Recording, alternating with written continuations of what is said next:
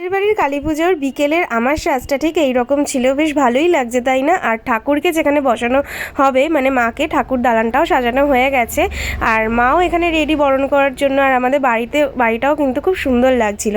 তো ফাইনালি মায়ের আগমন হয়েছে আমাদের বাড়িতে। মা, কাকিমা, যারা বড়রা ছিল, সব পিসিরা সবাই এখানে মাকে বরণ করছে।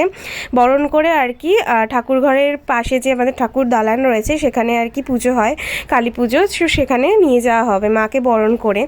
তো সবাই এখানে বাড়ির যারা বড়রা রয়েছে ছিল তারা সবাই আর কি বরণ করেছে মাকে।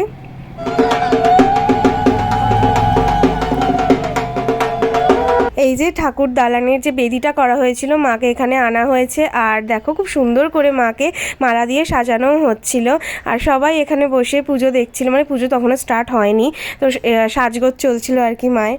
তো এর পরের ব্লগটা আসছে পরের পার্টে। চলো বাই, টাটা।